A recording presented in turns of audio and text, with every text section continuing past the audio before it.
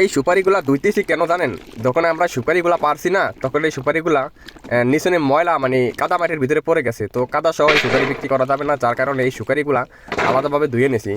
আর যেগুলা সুপারি মানে ফ্রেশভাবে আছে ওগুলো আর ধোয়া লাগে না, যেগুলি ময়লা ওই সুপারিগুলা মাত্র ধুইলাম।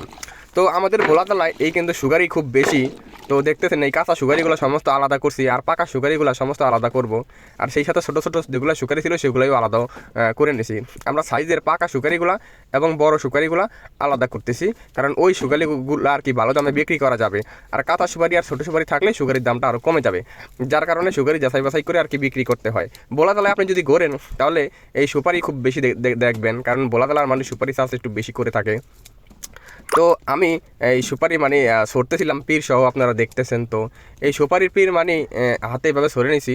আর এই পাকা সুপারিগুলো আলাদা করব, আর কাঁচা সুপারিগুলো কিন্তু আমরা আলাদাই রাখবো। আর কাঁচা যেই সুপারিগুলো আমরা রাখবো ওই সুপারিগুলোকে আমরা আবার বস্তার ভিতরে রাখবো। রাখার 2-3 দিন পরে গামাইলে ওই সুপারিগুলো আবার রোদ দিয়ে শুকিয়ে টাড়ি করে বিক্রি করবো, যেটা বলে শুকনা সুপারি আর কি। তো দেখতেছেন আজকে আমাদের এই ছিল সুপারি। আজকে মোট সব মিলিয়ে সুপারি প্রায় 14 সুপারি হবে আর কি।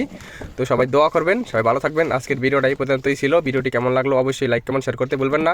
সবাই ভালো থাকবেন। আসসালামু আলাইকুম।